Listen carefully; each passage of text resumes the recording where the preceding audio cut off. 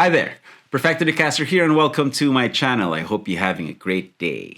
Well, you guys asked for it, so here are all the clips I filmed while visiting Sweetwater's Guitar Gallery. A few months back, I went to Sweetwater to shoot episode 1 of Rig Builders, which is out now on the Sweetwater YouTube channel. So I will link to that video at the end screen of this one so you can check it out next. For the next few minutes, enjoy this first person behind the scenes POV of what every guitar goes through as it steps through Sweetwater's 55-point inspection before they get shipped out to their new owners.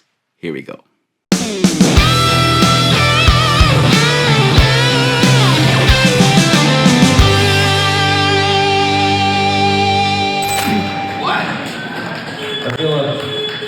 Comes in, they box it up, they pull it out, they tag it. You can see right here. We'll go through the entire process with this card. Serial number is on there. So each step along the way, you know, there's different things that are getting checked off. Person that brought it in did these first 3 things. It'll go in here with the tag on it. Those racks get pushed into this area, and then this is the first level of inspection.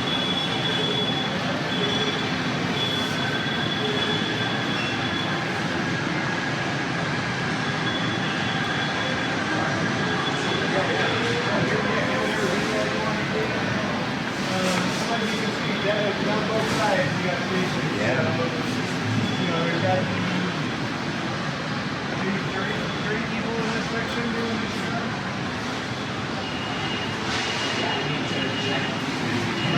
So one of the most important things for us as a company is every guitar over $299 goes through our inspection process.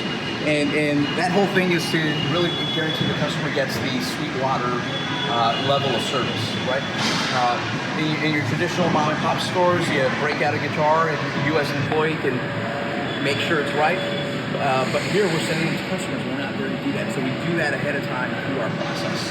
So we start our process back over here, and this is the unboxing process.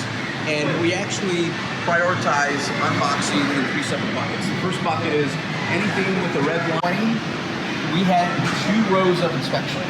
So February 2020, we got into this building, and then the pandemic hit. And then all of a sudden, everybody wanted to buy guitars. So by July of 2020, we had to build a 3rd line to keep the process going.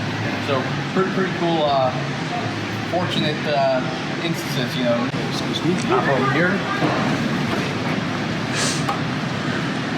So I'm the inspector. We have this screen, and this is probably one of the coolest things that we have. So this screen, sign in first, sorry. So this booth is designed as an inspection booth. You'll notice we have some tools, but not a bunch of tools. It's only the basic tools you're gonna need to make sure the guitar is in a good playable space. And our inspectors' goals are to make sure it's playable all the way through, electronics functionality, playability, and cosmetically right. So whatever the manufacturer said is right for that guitar. So you'll notice he signed in, and this screen pops up. So we built this screen in-house. So this gives our techs all the ability to see everything that's going on with this instrument. So we have all the information from the manufacturer, what kind of fingerboard it has, what kind of finish it has, how many frets, all the goodies.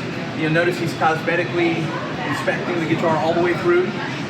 And also at the very bottom, this train section has what the tuning is for the instrument, what the neck relief should be, what the string height should be, and what tools he actually should be using, so he's not grabbing just a random tool guessing, right? Yeah. Makes it super smooth and efficient for him. It also tells him there's a green check box, and that green check box says this guitar is on an invoice that's waiting for a customer. Mm-hmm. So we know to prioritize that one all the way through. We also have up here how much time on average it takes to inspect one of these item IDs. So a guitar with the Floyd might take 11 minutes, and the Castro might take 6.5 minutes. There's not much to do. But now the tech can judge how fast they're doing it. we don't actually want them to do it too fast, right? Because that means they're skipping a step. And we don't want to do it too slow because that may mean there might be a training issue or that guitar has some issues that they're not capable with these tools to address. So you'll notice here he's got a mat with some basic tools. He's going to check the string height, neck relief on this instrument. And even though the manufacturer may have had the guitar playable when they sent it, that guitar may move in treble. So.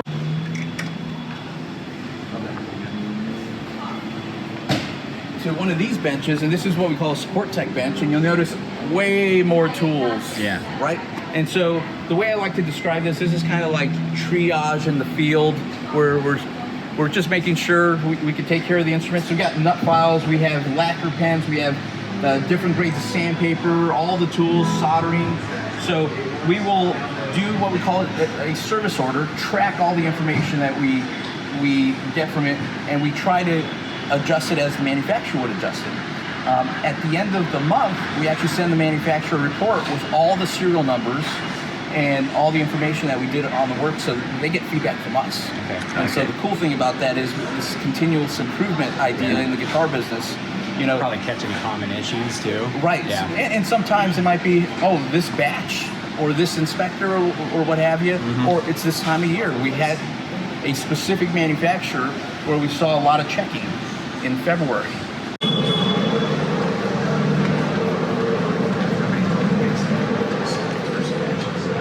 Yes, we got a studio opening. Nice. So you got Austin here, who's he's actually an inspector, but he's turning while the team's at lunch. And so here's where a lot of the magic happens. So this is kind of like a dance. So you have our these guitars that are already inspected, ready to go into photo. So Austin scans that guitar right there with that license plate number. That scan is actually connected to the camera. So we lock any of the pictures on that instrument by serial number, and our team here is going to take anywhere from to the next one. The photographer is on the computer, and as they're waiting, the only thing that we do to the picture is actually crop it.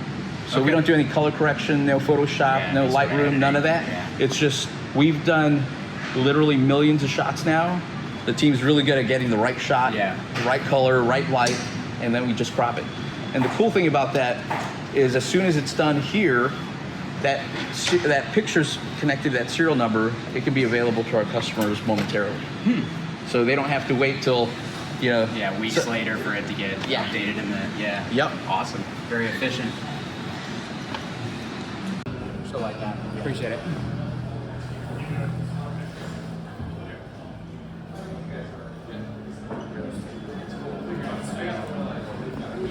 After the photo, our team here is going to actually do a final inspection. And really what they're doing is they're making sure there's no fingerprints from the photo. We retune the instrument because all the instruments here, you'll notice the tuning pegs are all facing one direction. Yeah. And that is, so when we take the photo, there's no weird reflection. The customer gets to see a consistent image all the way through. If you had it slightly turned, it might catch the light differently, piece of the room, and it looks, there's an anomaly there, and we want to make sure that's not happening. Right. So our team's going to repolish it. They're also going to play every note all the way through the instrument. Clean and distortion, and then you got the light. Got the light. Right? Here, they move over to Rebox. And so Rebox, our team is going to rebox the guitar in the same box the manufacturer shipped it in. And the idea there is the customer gets exactly what the manufacturer sent out. But we are also going to add a couple things. Depending on the guitar, we might add a polyfoam bag to protect it, right? Especially if the manufacturer ships it in it. Sometimes when we take it out, we tear it, so we replace it with a fresh one. We also add a lot of air bubbles around because we don't want that guitar to move. We know UPS and FedEx is going to do what they do, we want to protect it as much as we can. So even though the manufacturer didn't add that, we'll add that in there also. And then we put our Guitar Gallery tape on it, saying this has now gone through inspection and it's ready to go. So from here, it either goes up to the shelves for our customers to pick, or it might go straight over to one of our pack stations. So let me walk you through the pack station, because it's pretty interesting what we do. You guys want to step up here? So a handler is going to make this box. The box goes in this rail. They're going to hit this machine, and a bag is going to come out of the machine. In the bag is a liquid, and that liquid gets dropped in the bottom. That liquid in about 90 seconds turns into this foam, protecting all four corners of the box on the bottom and the top. Yeah. So that it literally looks like this with the liquid in there. You drop it straight down, and that forms all the way around it. So we'll put our pro gear information. And the most important thing. Oh yeah, of course. Everyone gets a candy. Little souvenir for you guys. Thank you. I got the bit of honey. Gotta get the bit of honey. You got a bit of honey too? oh yeah, Yeah. yes. All right. Any other questions or Josh, anything else I should know? We can guarantee that the guitar is going to fit into the case that we sell for it. I didn't know that was a thing. That's a thing. All right. Show me. Yeah. So all these cases over here are actually not inventory. So there are samples for every one of these cases. And then we have a Ninja Wizard Genie Ninja Wizard. Blaine over here who runs Certified Fit. Hey everyone. Hey, do you mind giving us a quick 60-second run through on what Certified Fit is? So basically, Certified Fit is kind of like closing the gap between brick and mortar sales and online sales. So anything from our 9,000 plus guitar item IDs, including different categories of folk and acoustics and basses and all that stuff, they actually get pulled here, and we actually test them through various cases. These aren't actually all the cases. We actually sometimes need to pull other cases and pull find such. So we're actually taking like different item IDs, like for instance this one right here is too narrow, so I'm gonna not certify it. So basically, it's also a service of like if the customer is buying a new guitar, either it doesn't come with a gig bag or a case, or if they want something to upgrade, something to like TSA approved or something for traveling and stuff. We've already done all the testing, so it eliminates a lot of time and a lot of research online to try to find it, so we can find it on our website and stuff. So let me see if I can find a good example. So whenever we test something and we mark it as a certified fit,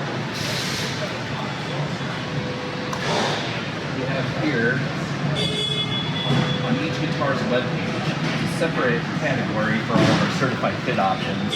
I never even noticed that before. Oh, really? Yeah. So it's nice we have our separate accessories here, but it's nice that meaning any of these cases that are on this list here, we have physically tested and it fits within our tolerances. We have two different tolerance levels. We have a good fit and a best fit. So good fits for like, daily commute to like a practice at someone's house or like a weekly church. Sure. How you doing? Good. And we've got a couple of competitions, and then about, I couldn't even guess, but maybe 30, 40 employees back here. Yeah.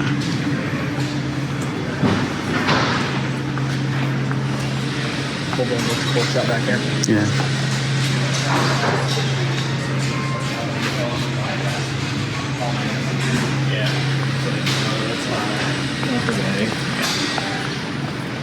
Yeah, I think that's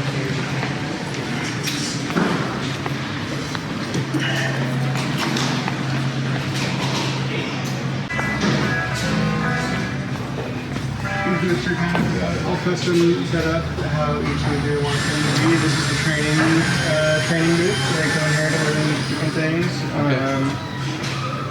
So you guys bring people in and teach them how to do this stuff? Yeah, also have a varying levels of experience, and then I think there's maybe 3 or 4 different levels that you can be back here. From just like a setup repair guy all the way to back on the shelf, there's a little testing here, and some small level. Sure.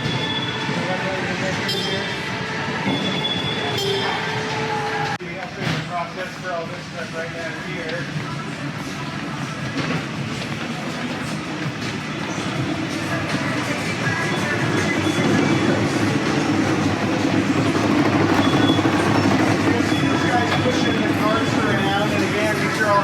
built parts. The entire program back here is run off of iOS. There's a custom iPad app that we built. To work and manage inventory in a warehouse. Yeah. If you have like products next to each other, it's easier to get them confused. Right. Grab the wrong item. I see if everything's kind of assorted like this, it's kind of hard to grab the wrong thing if you know what you're Oh looking man, for. I gotta get this. Oh yeah. Or maybe this one? That Every time I walk up here, I'm like, I have so many straps at home and I only ever use one anyway. Yeah. I have the strollers on everything. Yep. I said that to this guy. But you see one here like, ooh, oh, okay. I'm like, There I go. Maybe I can Ooh, use a different one. You pay nice. buy this nice one for $50 and let it collect dust.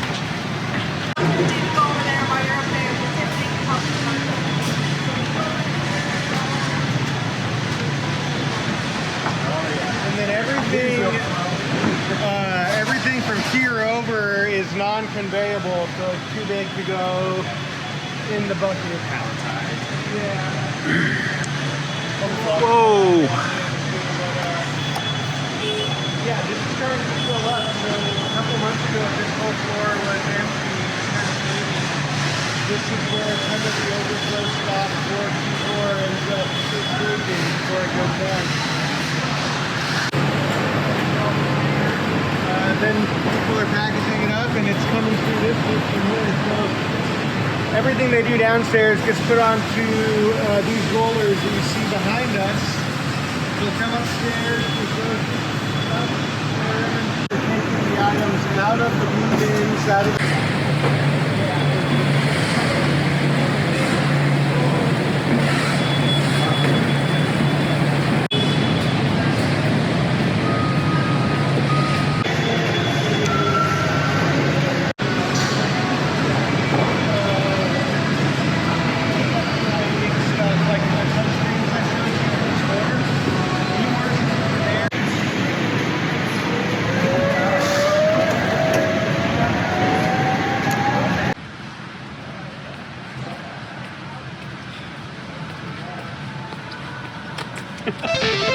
Well, there you have it. I hope you enjoyed this behind the scenes look into Sweetwater's Guitar Gallery and their amazing distribution center. Big thanks to Sweetwater for this wonderful experience and for being such a great friend and supporter of my channel. And do check out Rig Builders episode 1 on the Sweetwater YouTube channel.